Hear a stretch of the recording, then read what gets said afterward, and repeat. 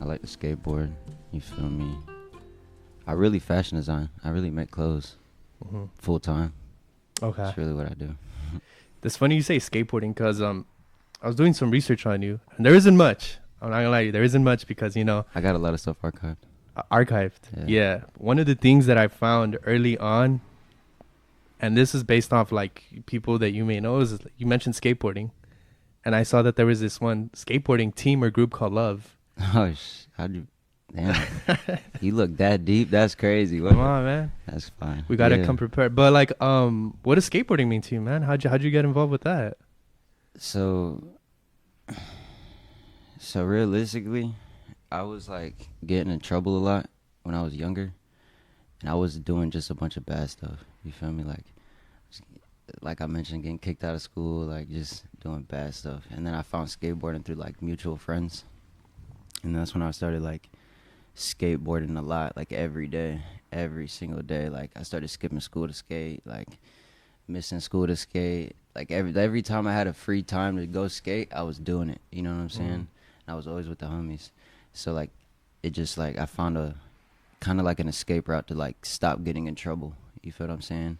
It kind of helped me focus on everything else too, in a way. It just kept me like level-headed as well. In what way? Like how did that help? How did skateboarding connect? Really just my lifestyle. You feel me? Like I haven't had a car at all, even when I was in Florida. So that was my transportation. Like if I had to go to downtown or had to go to like anywhere, I was getting around on my skateboard. You feel me? Or, like I had to go to the mall, getting around on my skateboard. If I had to go to school and I missed the bus, skateboard, walk around school on my skateboard because I was skipping school, riding away on my skateboard. Before we get, because I do want to ask you about that, but when I first saw that, I'm like, oh damn, maybe that name Turbo came from skateboarding or something. Nah, for real, that name came from like one of my favorite artists, Chief Keef. Oh, okay. Believe it or not, because I was like, I grew up listening to Sosa, you feel me, since like the 5th grade, and he had like this beat tag because he was like starting to make his own beats, and the beat tag was like, it was like Turbo, and I was like, wait, that name is hard, what the fuck? And nobody was using that name, like it was just him using it, and then he stopped using it, so I was like, I'm gonna call myself Turbo, and I kind of just ran with it since a kid, and then like all my friends were just calling me Turbo, and then like it kind of went through school, everybody was just calling me that, so I was like, that's my nickname now, I'm gonna just run with it. You mentioned that early on, you were skipping school and you were you were going to skateboarding and stuff, and you almost got kicked out. How was that upbringing for you? How was it like for you, school and just growing up in Florida? How was that for you? Realistically, like I would say now there's a bigger scene in Florida with like everything, with music, clothes, skateboarding, like a little bit of everything. When I was younger though, there was nothing. You see what I'm saying? So around the time I was trying to be like one of the first people to like start doing it heavy out of Florida, you know what I'm saying? I was really trying to blow up off of it.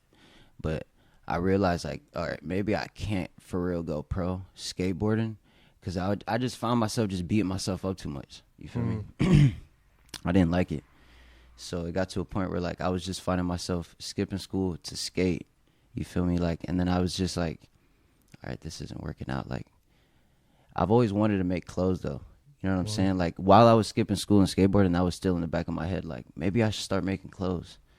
Like, it was been on my mind since I was a kid.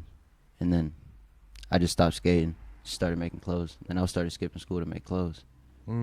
What caused that shift for you where you're like, you know what, I'm not trying to do skateboarding anymore, I'm gonna focus on this? To be honest, it revolves back to the Love team, to be honest, because like, of course, no bad blood with nobody, you feel what I'm saying, but it was to a point where like I started seeing myself and like seeing the people I was surrounded with, and I was like, whoa, like I'm nothing like y'all.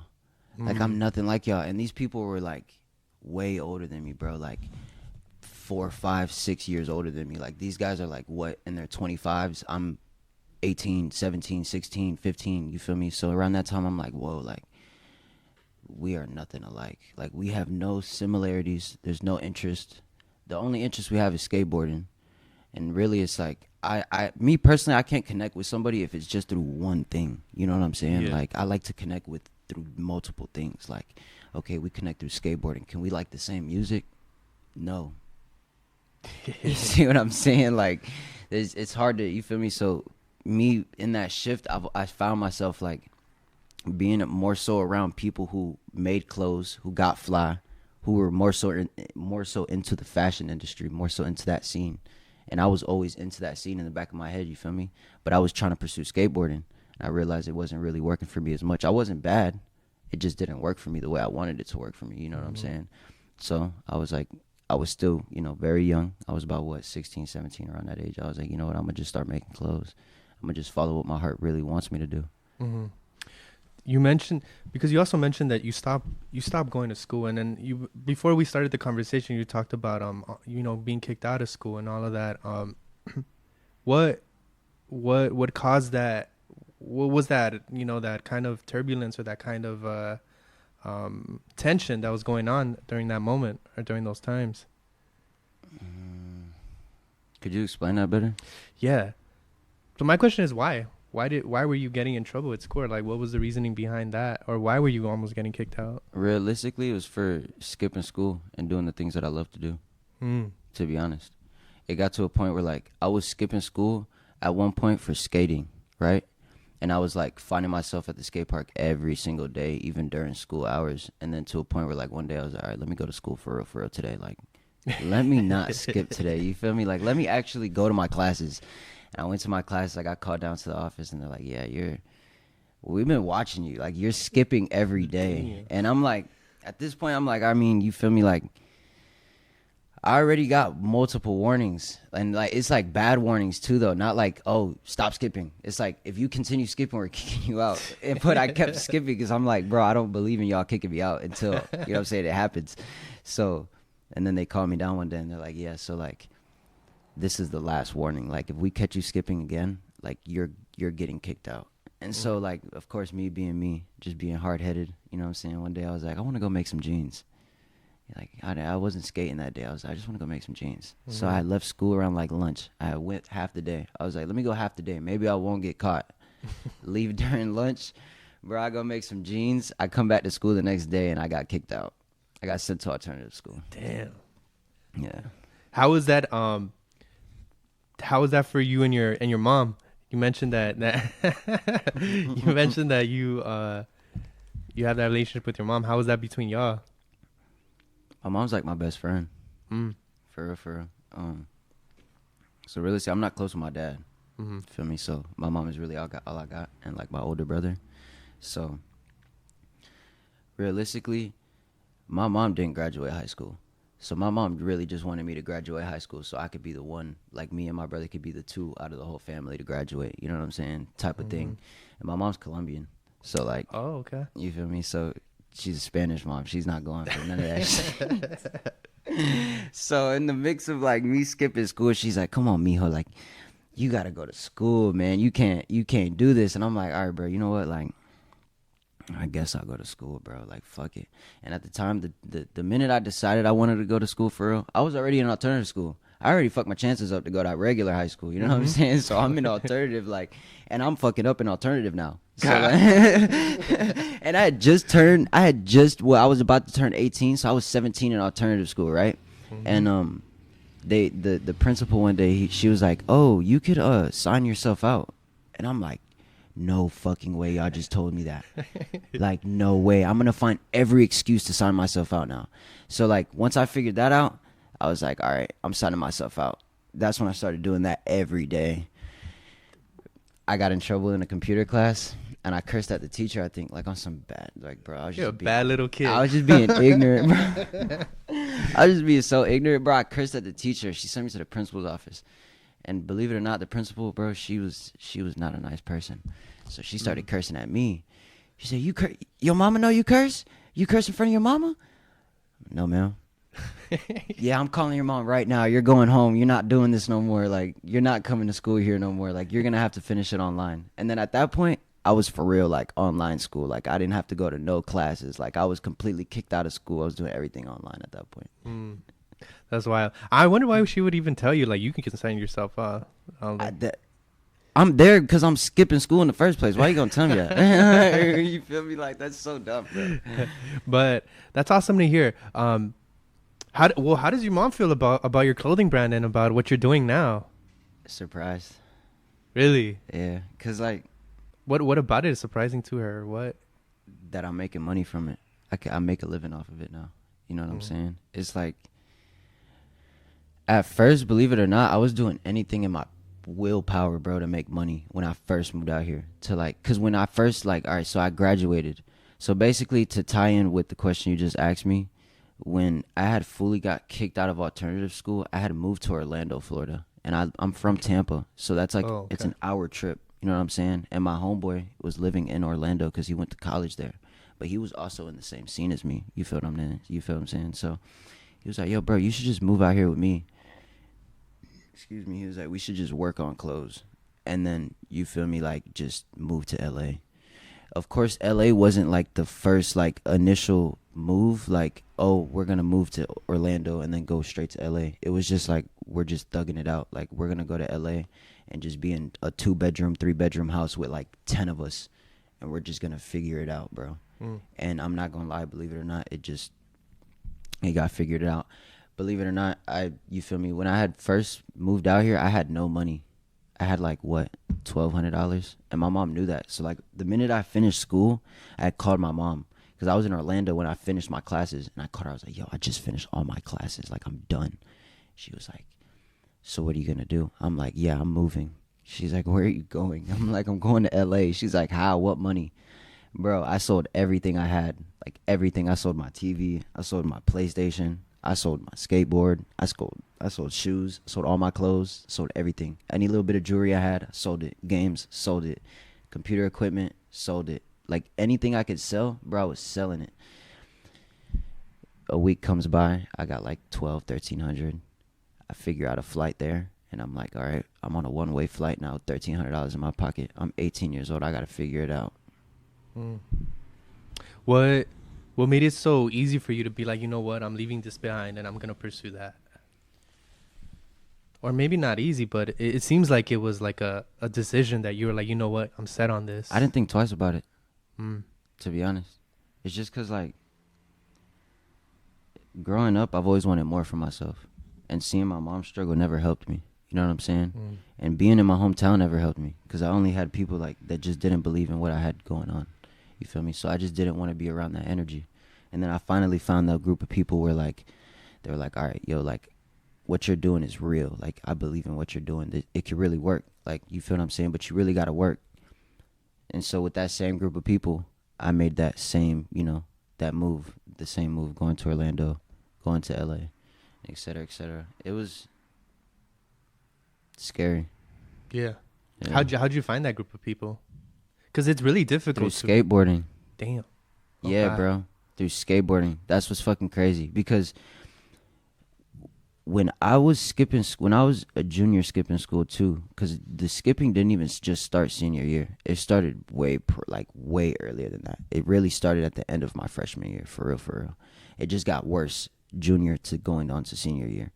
But when I was skipping school to go skate, my homie who just graduated from the same school as me was picking me up from school, and we were just going to the skate park, going to make clothes, filming shit, skate, like just doing everything, smoking weed, just living life, bro. Just doing what my heart like told me to do. You feel me? Like I really, in my head, like at that time, I was really like, I don't really care for anything y'all have to tell me, because I already like, I believed in myself so much to a point where it was like, I know if I move or if I leave and I leave everything behind, I know that in a few years this will all work for me. So therefore, like, I have nothing to worry about. And you only live one time. What? That's wild that you have such a huge confidence. Thank you, man. Not only confidence, but it's like also like this carelessness to it. You know what I mean? And this is something where I always wonder, like, where does that come from? Like, where does that carelessness come from? Or where does that... My arrogance. Not arrogance. I wouldn't say it's... it depends. Because you can take carelessness to an arrogance, or you could take it to, I don't ever take it to a point where, like, it's going to hurt me or, like, wind me up in jail or, like... Because believe it or not, bro, I've already been through enough growing up as a kid, just living in Florida alone. What do you mean by that? Like, just in the area that I was living in, I was just always getting in trouble, bro. Like, just getting in trouble with the cops, like, just getting into shit that I should not be getting into. You know what I'm saying? Found myself doing stuff that I should not be doing. And that's when, like, of course, that's just, like, self-awareness for, like, realizing, like, okay, you're tripping. You should not be doing that. You're tripping. So, yeah. Damn. And then you come to LA. So then you made that transition from Florida. You come to LA, and then is that when your brand begins? 2001 Odyssey. It started off as Nightmare Odyssey. Nightmare Odyssey. Okay. And then I don't know if you know about the brand Kiss Hotel. I don't know. Right, so one of my homies that's been living out here since he was basically the same age, like 18. He's 22 now. My homeboy Moxley. He one day we were just in the room. He's like one of my closest friends. We were in the room and he was like, "Your brand name's hard." He's like, "It's hard." He's like, "But like Nightmare doesn't fit Odyssey because Odyssey's such a happy word." Oh, okay. You know what I'm saying? It's like a trip. You know what I'm saying? So he was like, "I think you should put 2001 in front of it." He's like, "Change Odyssey and put 2001 and see how it looks." I'm like, "All right." I'm 18, bro. I just started the brand. Like, I have no customers yet. Like, I'm just starting everything. Mm-hmm. He's like, "Bro, just put 2001. Just change it." So I changed it, and I completely forgot there's a strip club in my hometown that's called 2001, a nude Odyssey.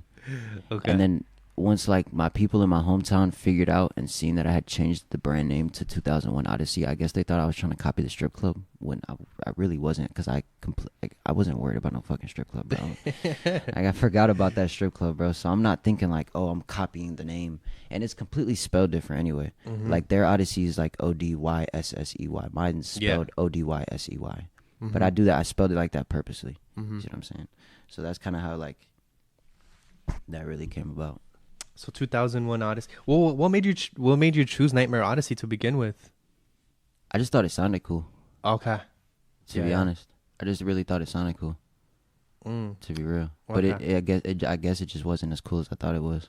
No, because when I first saw your name, 2001 Odyssey, I thought it was a reference to the to that movie, to the Stanley Kubrick movie. You know, a lot of people say that too. Yeah, say it too. But it's wild that it's not related to it. It's not related to really anything. I swear, like, a lot of people like question or like think like, oh, he's copying, but it's like, bro, I swear to God, like, on God, like, I swear that just came naturally. Like, I came up with Nightmare Odyssey, and then Moxley came up with the 2001, and he told me to switch it. So then I did the switch around and did some graphic designs, and then it looked good. It flowed really good off the tongue, and et cetera, et cetera. It looked good on clothes. So I'm like, all right, I'm going to run with 2001 Odyssey because this is better. You feel what I'm saying? And then just as I worked, people would just like people just come out the corner randomly and be like, "Oh, be yourself, bro. Like, stop trying to copy the movie." I'm like, "Bro, what are y'all talking about?" Like, bro, I don't like. And it's crazy because I've never seen the movie. That's funny. Honestly, I haven't either. But the cool thing about your brand, last week you celebrated 3-year anniversary about your brand. Dude. You know, how does it feel, man, doing it for 3 years? To be honest, it's crazy. Cause like, I started the brand when I first moved out here, which was July 4th of 2020. 4th of July. Yeah. Damn. Yeah, like when I had first landed. So it's crazy because I didn't even move straight to LA when I first moved out here. I was living in Orange County. I was living in Fullerton. Okay. So when I had first landed, I low-key went and got a screen made that same day. And it was a Nightmare Odyssey screen. It wasn't a 2001 Odyssey screen. The screen said Nightmare Odyssey with like a pirate and like a star on his eye. It was like the most tacky shit in the world. But I got the screen made. And then I went to the thrift shop that same day. I landed, bro, at like 2 p.m. So mind you, I had like hours on my hands to just get shit done. Mm-hmm. And I had money, so I did it. So that's when it really started for real. It was July 4th. The name change didn't come till about July 9th. July 9th. Today? No, like around that time. I probably got my times wrong. My fault. My My mind's everywhere. Damn. Okay. So 2001 Odyssey, 3 years. Something you mentioned is that you're adding people to the group, man. You say you added a new team member. Added Yeah, two. yeah. I mean, how is that growing from? Shout out Rocky and shout out Shamont. Shamont's my new designer to the team. His Instagram is still Shamont. And then I just added a business partner. Actually, he's not a creative director or a designer. He's just a pure business partner. Like the e-commerce, the behind the scenes, the business of that's behind the brand. He's doing that. So that way, I completely fully focus on creative direction and designing. So therefore, we're in the mix of like building a business account. It's to a point where like I'm basically scaling it up now. I'm taking it to the next level because I can't do it by myself forever. You know what I'm saying? Yeah, most definitely, most definitely. Did you ever envision it to grow as big as it's gone when you first started? No. Okay. I was just doing it for fun. Okay. If you want me to be honest. And then it got serious. And then I was like, okay, I should probably take this serious because, yeah. Of course, it's always been the plan. Yeah. To do that. But it was just more so of like, I didn't expect it to get serious like so fast and people to start actually liking it so quick. When did it get serious? 2021. Okay. What happened in 2021 that made it serious? I shot Lone. Shot Destroy Lonely. Shot. Shit, I shot Young Bands too. We just didn't drop it. What? Yeah. We shot some shit with Natasha. Like, we shot a bunch of stuff, bro. It's just a bunch of stuff happened to a point where I was like, all right. Like, now it's serious. Like, okay, now I gotta buckle down because this shit's gonna be exactly what I thought it was gonna be. And mind you, I'm not planning none of that. Like, I'm just doing it for fun. You feel me? Like, I had a other homeboy that I was doing everything with. I'm not gonna say no names, but he was shooting everything for me at one point. And then he actually had connections with Lone. Lone was living in the house that we were living in at one point. But then, like, not really living there, but he was just going making music there. He was just there a lot. So that's how I kind of got that. It was because I was just he was at the crib all the time. And it was right before he blew up. So it was like, okay, it was pretty easy to make it happen because, you feel me? He's in the same house as me. I make clothes. It's not nothing to just bring him a hoodie and be like, yo, bro, you trying to shoot? But I DM'd him. I didn't even ask him in person. I DM'd him. And he didn't reply to me. He texted my homeboy and was like, yo, tell Turbo, let's shoot. Why didn't you just text me? Like, why didn't you just DM me back when I DM'd you? You could have just been like, yeah, bro, let's do it. But I don't know what the fuck. I don't know. But it got done, though. Yeah. Do you still have a relationship with him or no? I just texted him the other day. He opened my message. He don't reply to me, though. But I know when I see him in person, it's up. Yeah. But you should have known that. He never replied. No, yeah, I know that. I'm not worried about it, though, because it's a good friend. It's like on some shit where, like, it doesn't have to be no internet shit for me to know he fucks with me. You know what I'm saying? Like, I know if I see him in person and I got some clothes on me, yo.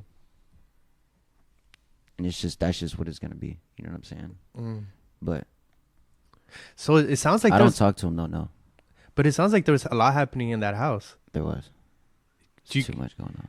Could you tell us something that was going on that, like, you know, you're like, oh, damn, like, this was a cool moment that was happening in here? What? You don't got to tell us all the other stuff. So at the time, realistically, who all lived at that house was me. It was another group of people that go by the name of, like, Denied Approval. So they were living there. I was living there. Moxley was living there, the one that runs Kiss Hotel. And then, and, like, a few other creatives that were just living there that did their own thing, but were still a part of the mix. But there was a lot. It was an 8-bedroom house, and there was, like, 15 of us living there? So I was sharing one king-size bedroom with, like, 2 other people. So it was like 3 of us in 1 bedroom type shit. It was crazy. It was insane. But it was so fun. Because I've never experienced something like that in my life. So mind you, I'm a kid just coming to LA. I'm like, all right, we're going to make this shit happen. And I'm living in 1 bedroom with 2 other people. And I got to share 1 bathroom with these 2 other people. You feel me? And when I want to go to sleep, and if they're awake blasting music, I'm not going to be an asshole and be like, yo, y'all turn the music off. Like, you feel me? Like, I just got to thug it out and go to sleep, bro. Like, that's wild because it's kind of like the college experience. Basically, but it wasn't college. Yeah. It was literally just a bunch of creatives in 1 big-ass house just doing shit. That's hella dope. And now people got, like, those creator homes and stuff like that. But I feel like, in a way, that's this is like the more kind of organic and like the real kind of, Yeah, you know. it was really organic because like the way it happened, like right before we moved out here, my friend was like, "Yo, I got a room for us in Fullerton." And the room that he had for us in Fullerton was the 8-bedroom house, which was one of the bedrooms he had in the house. He was like, "Yeah, I got a bedroom for us." He was like, "I think we should just."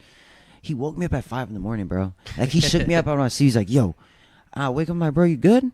He's like, "Yeah, bro, I got a question for you, bro. You trying to move out of your mom's house?" And I'm like, "Fuck it." Fuck it, bro. Let's go. Let's go to LA. Fuck it. And then we went. And at first, we were really staying in like a narrow hallway. We were sleeping in a hallway. And we had like made the hall, like the hallway had a door and a wall with windows. So it was basically like its own room. But it was so small, bro, that it was like a fucking hallway. And I would remember like I first landed. I didn't even get an air mattress, bro. I slept on on the carpet on like a beanbag and fell asleep on the floor. Damn. It was sick though. It was the best experience of my life. That's I will never regret anything that happened in that house. Like the living situation that I went through there, I would never regret it, bro. Because like it just kind of like formed me to who I am today. It kind of like built me up to deal with other challenges that get in front of me. But what is the meaning behind that? Behind the tag on those pants? So Odyssey means a trip. If you actually look up the word, like the meaning of the word, you feel me? So basically, you said what's the meaning behind those? Behind that tag, yeah. Basically, it just speaks on my journey. Like so basically up until the time that I made those pants, I don't have them on right now. I have my other brand pants on, but the minute that like up until the time, like from Florida all the way up until I made those pants, I was just sitting in the room designing, and I was like, damn, bro, like after I drop these pants is when it's really gonna get like, it's already serious, but like it's gonna go to the next level. You feel what I'm saying? So that's where that tag kind of comes from. It comes from like me basically telling myself, talking to myself, like, okay, your Odyssey is now gonna be peaceful. You feel what I'm saying? Like the rest of your journey, you're gonna have to work, but it's gonna be peaceful. You're not gonna have to struggle as much as I initially had to. Basically, it's basically like I'm talking to myself through my clothes in a way. Do you? In a way. That's why my graphic designs look the way they look, because I'm not really trying to look like nobody else. It's basically I really create off of my own personal experiences in life. That's why sometimes like I won't design for like a month, bro, and I'll party and get fucked up just because like I just love to live life and then create on life and create on what I experienced and how I felt. Yeah. What do you try to tell yourself with your clothing? Everything's gonna be okay. It's gonna work out in the end. Just continue to be myself. That's dope. That's dope.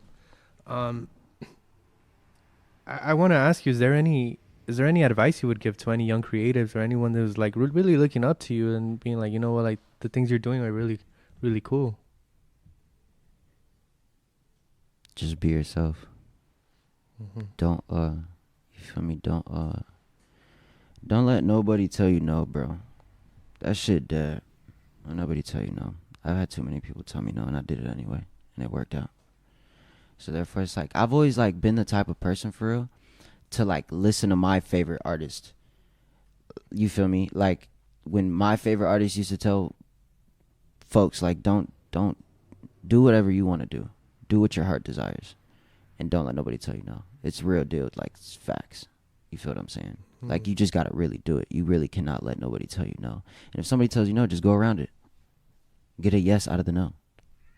Fly from one coast to the other. Literally. You feel me? Like you just gotta do it. It's like Nike, bro. Just do it. Just do it. Bro, just do that shit, bro. You can't be scared, bro. Yo, you said your mom was your best friend. Right. Did she ever tell you no? Did she also tell you yes? Yeah. Did she give you a confidence? What is? She told me no a lot until I started like, all right, you know what? You're not telling me no more. Like, this is what I'm gonna do. If you don't like it, then so be it. It's not on some like disobedient shit. Yeah. Like on some like, oh, I'm doing bad. Like I'm about to like, nah, fuck you. Like, nah, never that. Nah, no, hell no. But it's just on some like, whenever I told her something, like, oh, I'm gonna do this. She's like, oh, no, you're not. Like, are you going to, We gonna see about that. Watch how I do it. You're gonna be very blown when I do it, and I do it in the way I do it. That's why kind of like the way everything worked out now. She's like surprised because she's like, damn, like you really told me no and just did it. I was like, yeah. Damn. Basically. But like, yeah. I love her to death. Shout out my mom. Do you, cause she's still in Florida, right? Yeah. Do you still keep, and you're all the way here in this coast. I'm kind of curious. Is there anything you do or anything that you keep in mind that kind of keeps you close to home in any type of way? I send her clothes every other week. Okay. And we're always on FaceTime. Like I'll be rolling a blunt on FaceTime with my mom. Like my mom, like I'll have the camera right here, the laptop right here, roll my little blunt right here. She just be chopping it up. You feel me? Damn. Talk. There be times though, I'm not gonna lie, where we won't talk for like a solid month, bro. But it's never like she called me the other day, cause I ain't gonna lie, I've been so locked in lately, bro. I haven't been talking to nobody. I just been like on my media shit, like just working on clothes and being on my media shit, cause now I have a full team behind me, so I'm not the only person doing everything now. So now I'm like really hands on to my shit, like I'm really, you feel me? So lately, the last month I haven't spoke to her. She called me the other day. She's like, I feel disconnected. You need to start calling me more. Blah blah blah. I'm like, all right, relax. That's how moms are, yeah. I'll call you. But I love it though, cause like nobody else is gonna do that. That's true. You feel me? That's true. That's So, true. It keeps me level headed. You know what I'm saying? You didn't really mention this, but you're Colombian. Right. Do you ever like? I'm half white and half Colombian. Half white, half Colombian. What do you ever show a part of yourself in that kind of way, the Colombian side or anything like that, or I do. It's just like you gotta catch me in that moment. Like I try to like, I just be like, bro, I don't know what it is, bro. I don't try to show out too much, bro. I don't like attention like that. I fucking hate attention like that. Any attention I get, bro, I swear to God, I want it to be strictly off my clothes. Like, oh, don't you make this? Yeah. But like ever like, I don't know, bro. If you want to be honest, bro, it's like a 50-50 thing. You gotta feel it. Yeah. For real. I haven't been to Colombia though in a long time. I want to go back though. But you've been. Oh, for sure. Hell yeah. Growing up, bro, from for real elementary school all the way up to the end of freshman year, I was taking trips with my family to Colombia. And then we were going for like 2-3 months, coming back. You feel me? I really want to go back and design out there in the jungle. That'll be wild. That'd be sick. I want to do some crazy shit. That's why I'm like glad to have my business partner on the team now. Shout out Rocky. Because like now it's to a point where like,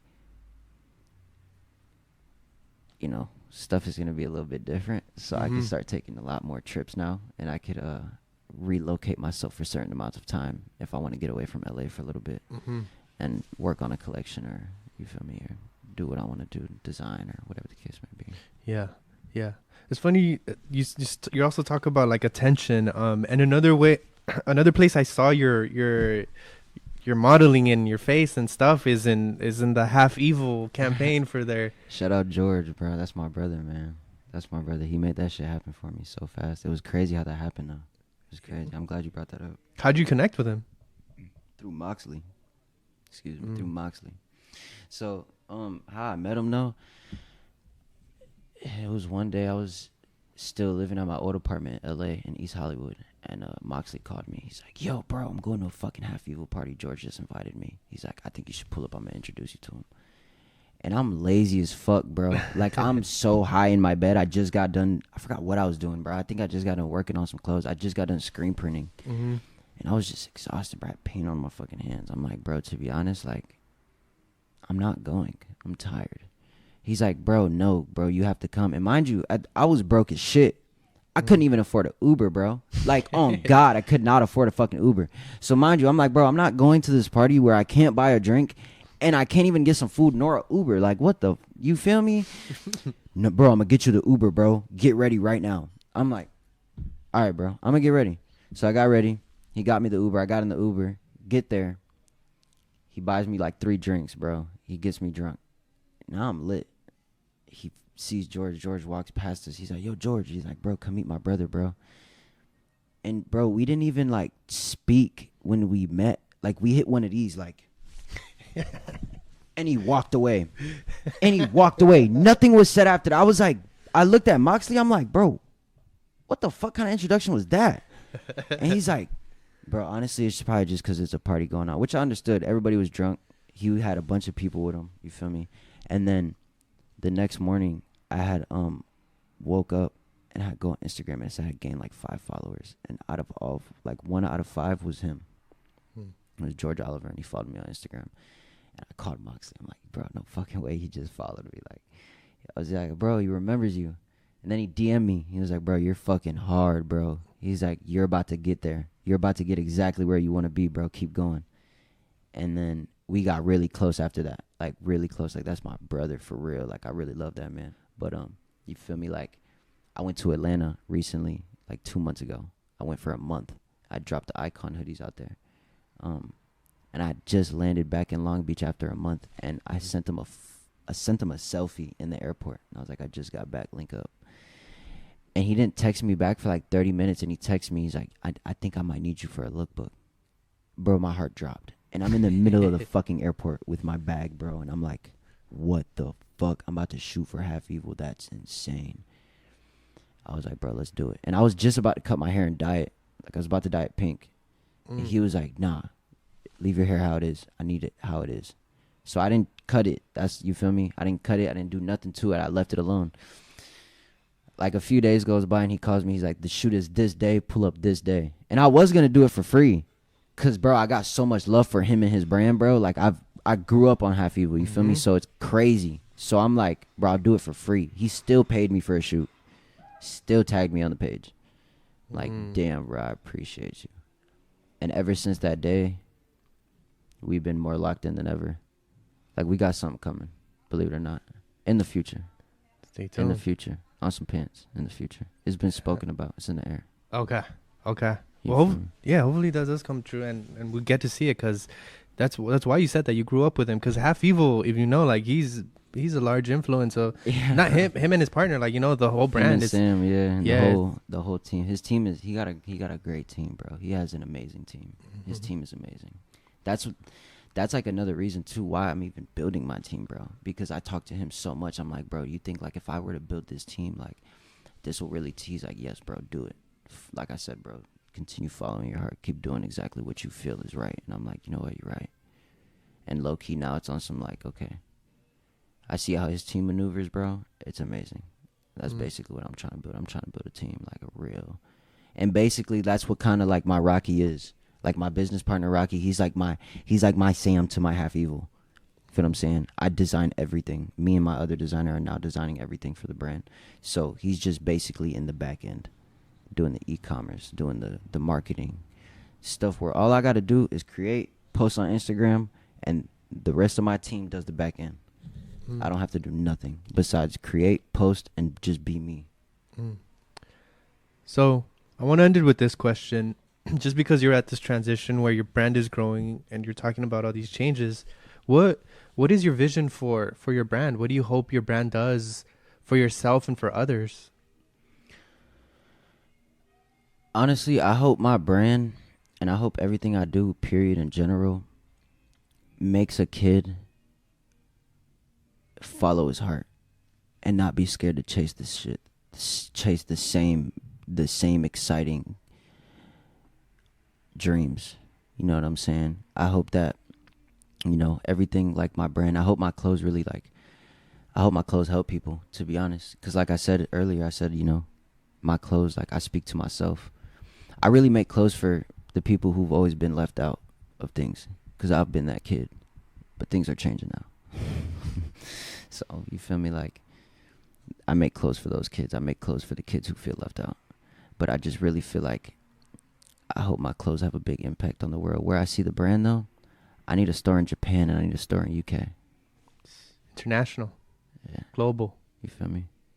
Yeah. That's awesome. Hey, man, thank you so much for coming through. Appreciate and for, you you know, me. from really going from skateboarding, from Florida, from coast to coast. And I hope that your brand goes from not from coast to coast, but from overseas, from coast to overseas, you know? Appreciate you, man.